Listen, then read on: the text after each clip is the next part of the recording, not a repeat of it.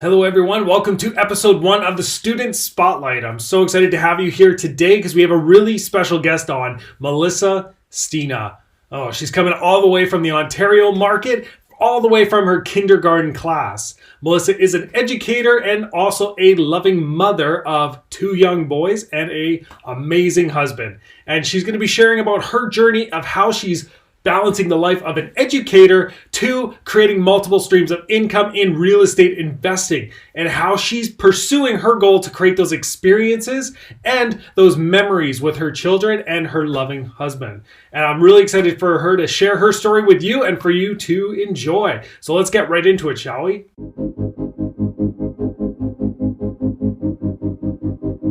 Restart. So hello, everyone, and welcome to the Spotlight session. I'm so excited today to have a really special guest on here. I have Melissa Stina on here, and I'm really excited to get to know you a little bit more here and really get you to share a little bit about your story. So just wondering if you could do a quick introduction of yourself and like where you got and when you got started in real estate, and just a little bit about you.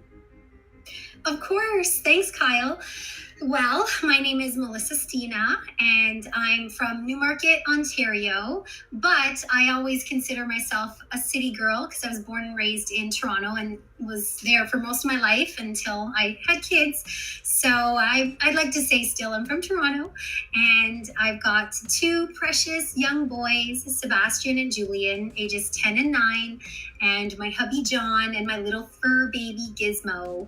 He's a little Maltese Shih Tzu, and pardon the language, but yeah, he's a white fluffy little thing with a big mouth. So it's kind of my life in my little bubble and revolves around that. And I am a teacher by trade, kindergarten teacher to be exact, and an entrepreneur by nature. So it's only natural that I ended up venturing into real estate investing. It was the next step on my list of things to do anyways for a long, long, long time. So I'm glad I'm finally here and took the leap to start.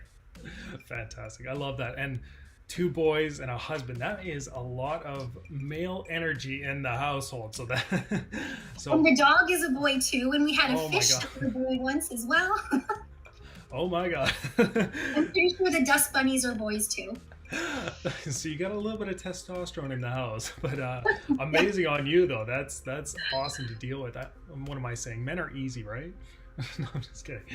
No, that's awesome. So I guess what got you started? Because you mentioned like you're so happy you got started, which I love. But what actually got you to get started, even in rolling with TYT and getting educated?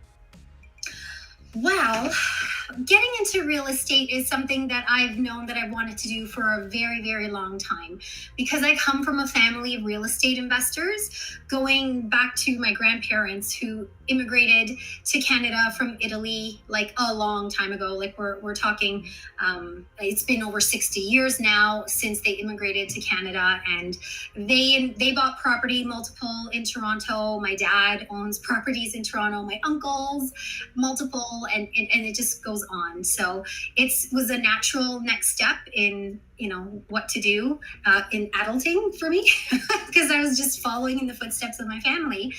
But it was just a matter of the timing and when, because I mean, we're talking years, probably 20 years that I've been thinking about it since I was a kid even. And one of the reasons that the timing of now, like why I started last year, pursuing this was just because of a change of circumstances in life. As I mentioned, I'm a teacher by trade, so I do have a full-time job teaching. And as everybody knows, because we all lived through the chaos of COVID, and people with children, you'll know what it feels like because it was chaos on all sides, parents, teachers, everything alike, right? Students. So part of that chaos was that I started a full-time position in September, teaching kindergarten face-to-face. All was well, and then a reorganization happened, and just due to seniority, I was plucked away and shipped off to teach virtual school. And it was a challenge for one, because I loved my kindies. We had already had almost a month together and I wholeheartedly loved them. They loved me. We had a bond, a connection. I had spent lots of money to set up my classroom and I was settled in my ways. And I got shipped off to teach virtual school with children from all across York region. So we're talking like they don't know each other. They don't go to the same school. It was just kind of a mishmash of students. And it was definitely an adjustment.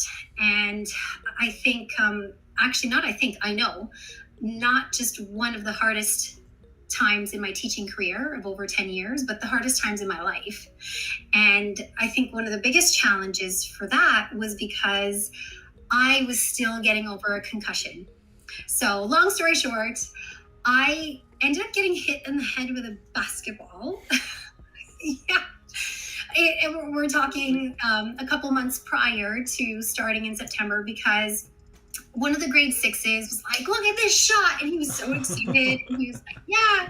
And then I was not even paying attention to where the ball was going. It was like a delayed reaction. And I heard, look at this shot. And then by the time I turned my head, the ball bounced off of whatever, the net, the backboard, who knows, and then hit me on the side of my head. And it just got the right spot. Like temple, ear, I don't know. My ears were ringing. Everything went black. And who would have thought I ended up with a concussion? So I know. And like, obviously it was an accident. No big deal. That was my next question. But I didn't have to look at the shot. I felt the shot. I felt it. Oh my God. So that being said, I basically begged the school board to please keep me teaching face-to-face as long as possible. Because up until December, our region was still having face-to-face classes as an option as well. It wasn't until later in the school year that everything shut down and went virtual, but still I could have really used that time to recover. Like, I don't know if anybody watching here has ever had a concussion before. Have you had a concussion, Kyle? I actually have not, believe it or not. So okay, you're lucky, because when you do, like, the light hurts, everything hurts your brain. It just like pierces behind your eyes and your brain. And it's, obviously there's a reason that the doctors tell you no screen time or very little, right? So, and unfortunately, despite submitting 4 medical notes, the school board was just like, well, we don't have a position for you face-to-face. It's either this online or nothing. Like, it's this or you're out of work. And I was like, but I like, please give me something, anything, because I can't. It was really painful to be in front of a screen all day. And what they said after that was like, oh, well, you can just go on disability. And so I just felt like my needs weren't being met. Like, I was just another number in a corporation or in a big business. And like, they didn't really care. They weren't listening to me. And I don't know if anybody can relate of that feeling of being like just another number with your employers. Like, so that was the moment where I decided something needed to change, where I needed a backup plan, like something else, because I didn't want to just go on disability and get 70% pay. Like, that's not how I am. I told them I'm fully capable of working, just accommodate me, keep me face to face, but that wasn't an option. And so I just remember this feeling of feeling trapped. Like, I didn't have any options. I didn't have a choice. It was either I do this job, even though I love my students, love my kindies. But at the same time, when I was putting myself in a position where I was actually doing more harm because I was going against what the doctors told me, like little screen time, and hurting myself. It was painful. The headaches, like, they were terrible. And that's when I realized I needed something else. I needed a plan B, plan C, D, E, F, G, all the way to Z. I just didn't want to ever feel trapped again. I wanted to be in a position where when I work, where I work, how, all of that, it gets to be my choice, right? Which leads to, I guess, financial independence as well, right? Where it gets to be my choice. So long story short, kind of long story, actually. But that's when I started looking more into, okay, I want to do real estate investing, but how, And while I do have family, at the same time, being a teacher myself, I do value education very highly. So one link led to another, and I came across Daily Dose with Tim, the videos that he posts all the time. And actually, I can still hear it in my head, how he says Daily Dose with Tim. Because I binge watched almost all of Tim's videos. And it was so inspiring. I loved his energy. I loved that there was concrete information. It wasn't just wishy-washy general stuff that left you hanging like you were interested, but you wanted to know more. It was more like there was actually value there. He actually taught us stuff. Like he did his little equations and calculations and cash flow and definitions and everything. So that's what made me decide to move forward, was the timing with my bad experience with the board. And why TYT was because I loved Tim's energy. I trusted him. I appreciated the value that he brought through the Daily Dose of Tim's. And I just wanted more, because there was enough value there that it left me hungry for more. Wow. That's amazing. And definitely it's Daily Dose with Tim. However, it is the Daily Binge with Tim, I always find. But, exactly. Yeah, that's crazy though. Like you had because even you were mentioning there, it was the students merged together. I didn't know that. So they actually took different schools and actually brought them into one, like a Zoom call or Google Meet. Exactly. Yep. Out of my whole class of almost 30 kindergartners, only 2 of them actually knew each other and were from the same school. All the rest were from all across York region. And like I said, I love my students, but let me tell you, it wasn't until March, and I started teaching them in October. It wasn't until March that I truly felt like I had a connection with these students, which is heartbreaking. Because like I said, when I started in September, it was only a month, and these kids were they were calling me mom sometimes. Like we had a bond so strong. And the fact that, it took until March to really form that same bond with the virtual students, it was hard, let me tell you. Yeah, no kidding. Like, I'm even thinking, how do you keep a classroom full of kindergartners calm and actually organized in that? That's like especially if they don't know each other. It's although that might help because they may get to know each other, but not have that tight relationship where they can play as much, I guess. But no, that's that. Bravo, because that would not be easy. At least I would think. Yeah, Puppet became my best friend. Boddy break videos, and I can't tell you how many times I had to repeat myself. No spamming the chat box. They would just write gibberish once they discovered the chat box in Google Meet. It was just like, doo-doo-doo. And then when they discovered emojis, that was kind of cool. Then I was like, proud of them, actually. They could spam the chat box with emojis all they want.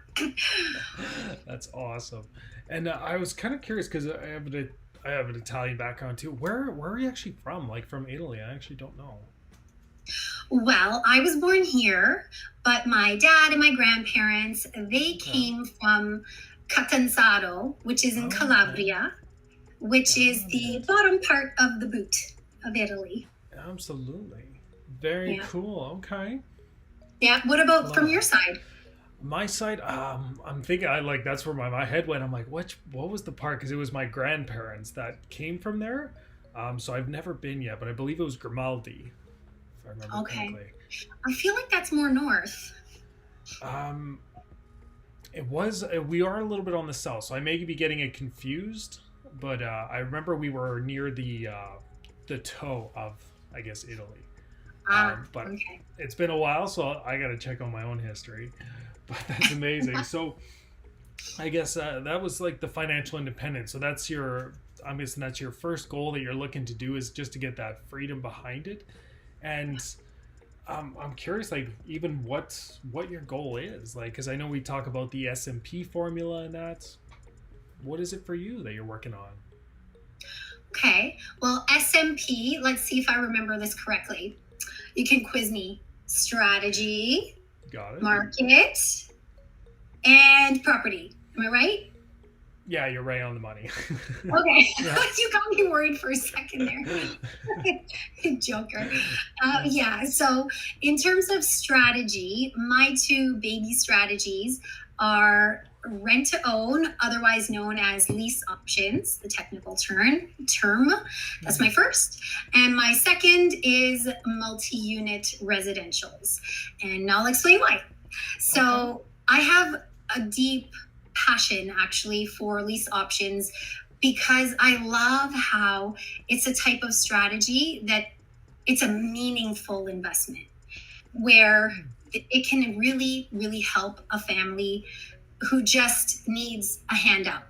Not a handout, but a hand up, you know? And just for as an example, if I can just give an example, there's a couple that I'm working with right now, and they have just started house shopping with for the lease options, rent to own, and they're a couple from Bracebridge, so sweet, and they're in their mid 40s, and they've been married for a while, but they've been renting for over 11 years now. So that's a long time. Can you imagine renting for 11 years? And one of the things that they shared with me is just why they want to do rent to own now and become homeowners is because they're so tired of just paying every month for somebody else's mortgage and never having that feeling like they're moving forward. And I think, well, can you imagine though, like renting for 11 years? Obviously, yeah, they have right to feel that way. Like they're ready now to move forward. So they're excited. They've got no kids, but they do have their little cat, Chester and Butterscotch. I think it's the names are Chester and Butterscotch. And they're the cutest. I can't wait to meet them, actually, little fur babies.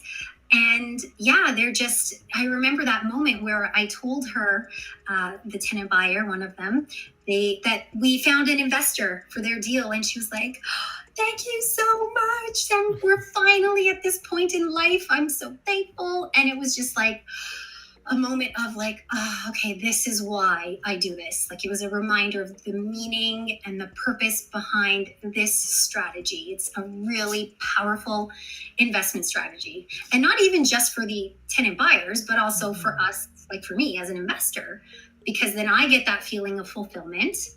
And of course, there's the really healthy return on investment and cash flow that often comes with rent to own deals. And then I love that I get to work with other investors and mortgage agents and real estate professionals as well to make this happen. It's just a win-win for everybody. Like, I love it. I love it. I'm totally biased. I admit it.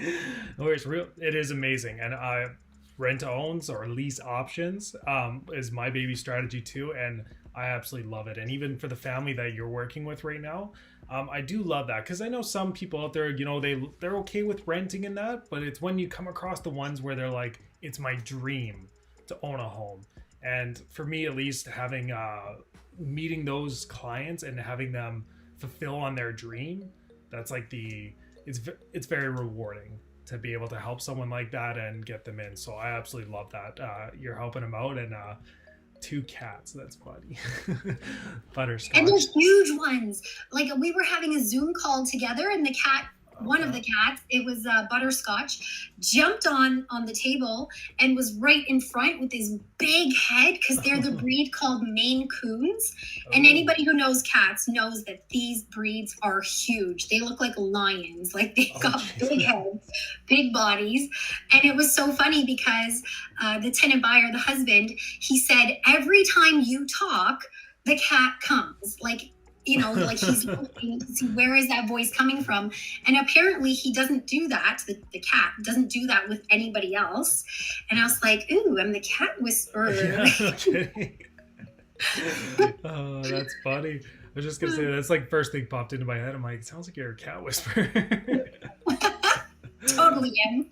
But no, that's amazing. And I know for some clients that have pets in that, it can be hard for them to find rental properties. So I love that you're working on that. And you also mentioned too, like multi-unit residential that you're working on as well. And that, like, what markets are you in that?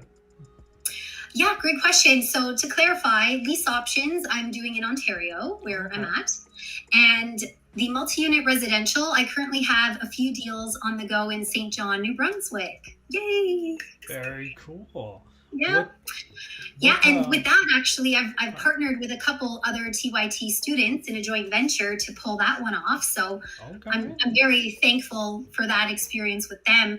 And why multi-unit residentials? Why New Brunswick?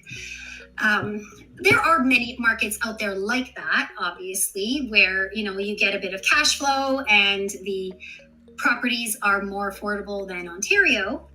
And St. John's, New Brunswick is one of them. And what I like about multi-unit residentials is that there's a little bit more security for me, in my perspective, in the sense that when you've got 5 units, for example, if one of them is vacant because a tenant needs to leave for whatever reason, it doesn't hurt as bad because you still have income coming in from the 4 other units.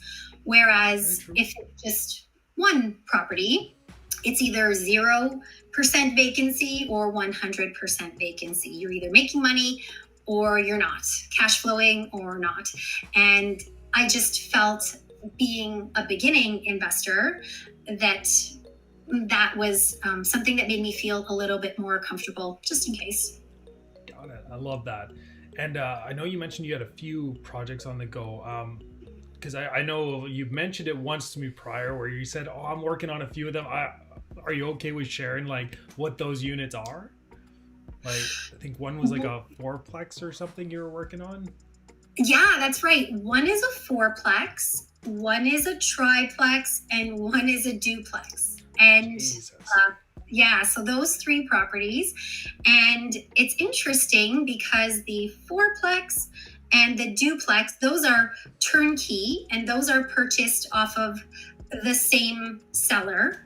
So we just found out today that we were able to make some money in the buy, woohoo, because the offer was accepted for less than asking, and on top of that, the appraisal came back higher than what we're paying for it. So there's a bit of money in the buy for that. So that's exciting. And then the triplex, that needs just a little bit of work for the exterior. So the idea there is to buy low, do a little bit of renovations, refinance, kind of like the BRRRR but multi-unit strategy. And then after refinancing, take whatever we made extra and recycle that together towards the next property. That's amazing. I'm proud of you because I met you like day one. So to see how far you've come, because it's been like over a year now, give or take around there. And to see where you're at now from where you were, that's amazing. I love that. And Thank you. Yeah, that's very proud guy to see what you've accomplished in that. I have to give a lot of credit though for the multi-unit deals to my business partners, like my joint venture partners. Yeah, because they were the ones that sourced the deal and did a lot of the work, and I've kind of partnered with them as the money partner, the investor in that sense. Yeah. But with the rent to own or lease options deals, I'm the managing partner and looking for investors to be the money partners. So I actually get to experience both ends of the spectrum, being the money partner and being the management, Yeah. Absolutely. No, I love that. And I think you said the other students too were TYT members, if I remember correctly. Yes, of course. Those are my priority. Those are the ones I prefer to work with. It is nice to work with fellow educated investor in that. So I love that. Well, I'm coming up to the end of even my questions in that. I'm just curious, is there anything else you'd like to share just about yourself, or anything you think would add value to others? What else to share? Okay, I have to say thank you. First of all, I have to say thank you to Tim and all the coaches and the mentors, and you, of course, because you were one of the first ones I talked to at Trust Your Talent. And just thank you to everybody, because the education and the support and being a part of this TYT community has enabled me to finally take action. Because like I said, this has been something that I've been debating, wanting to do for a very long time. And while my circumstances with the school board were kind of the push that I needed to get started and get my education, at the same time, what helps me to move forward, or my why, I guess is, I'm kind of going into my why here, is,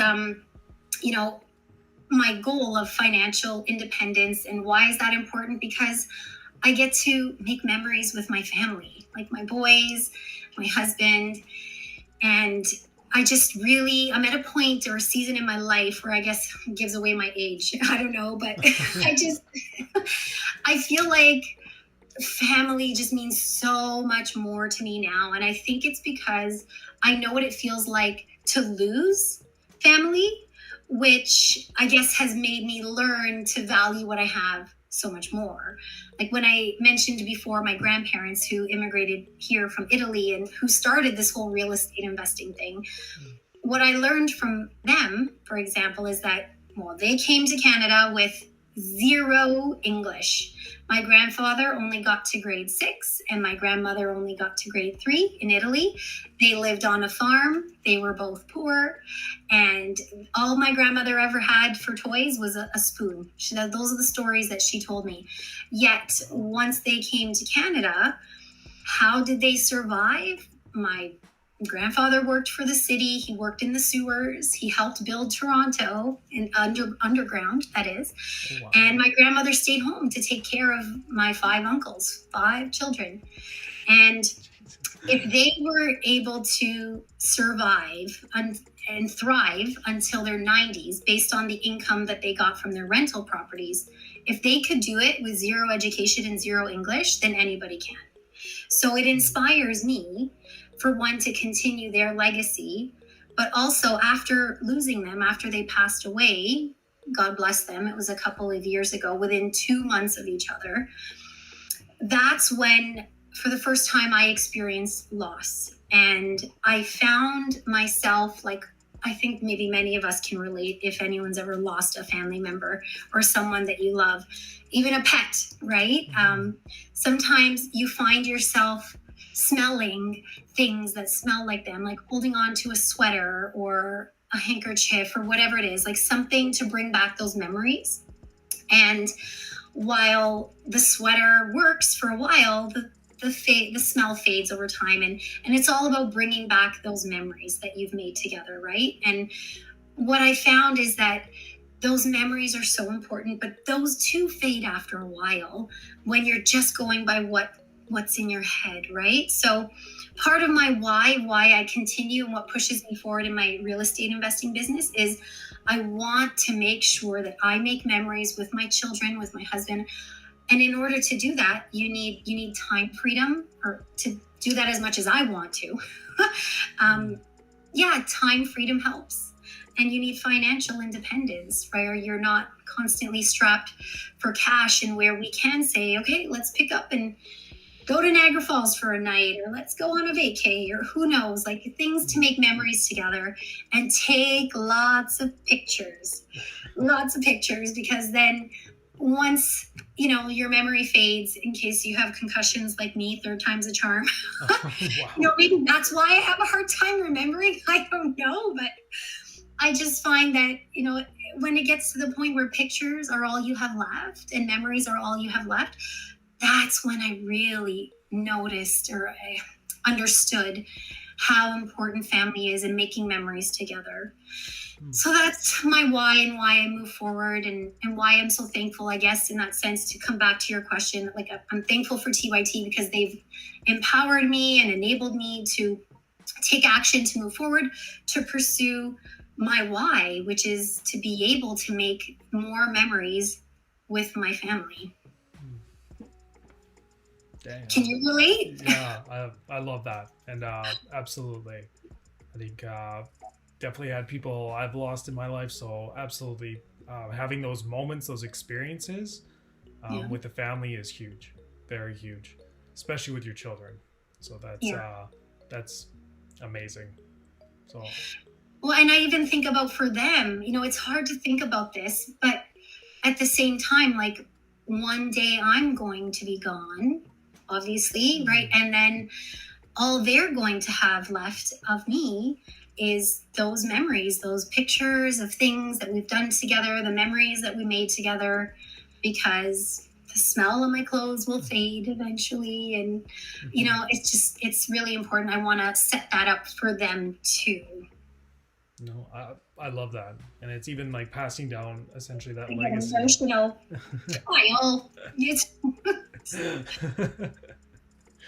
No, I'm wearing makeup today, Kyle. You can't make me cry. But thank you for sharing, because I'm feeling it as well. So thank you for sharing. I know that sometimes can be very tough.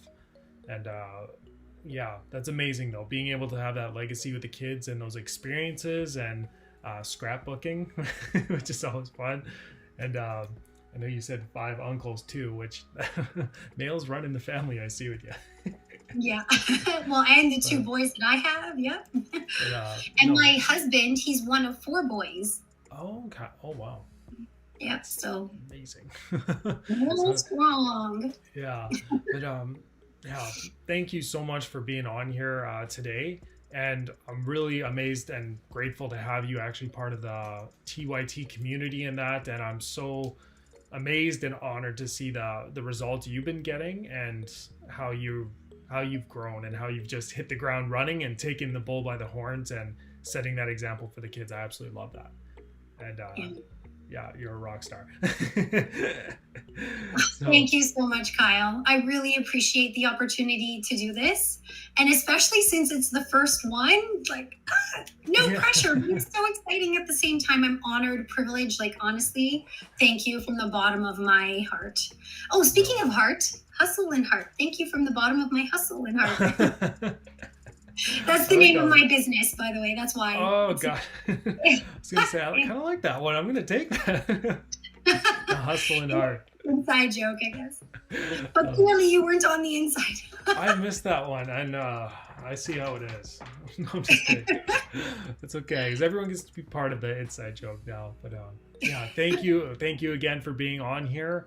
I hope you have a wonderful rest of your evening there. And yeah, I'm looking forward to seeing what your future results are and talking to you really soon. Thanks, Kyle. Thank you. Take care, everyone. Bye for now. That wraps up episode number 1 of the Student Spotlight. Thank you so much for being here today. If you did like Melissa's stories, please make sure you click that like button at the bottom. Share this video with anyone you can think of that would get some value from it. And of course, click the notification bell at the bottom so that you're up to date on all our brand new content that's coming out. And last but not least, smash that subscribe button so that you become a member of the community. I'm your host, Kyle Boddy, and Trust Your Talent's mission is to create financial independence, one person at a time. I look forward to seeing you in the next video.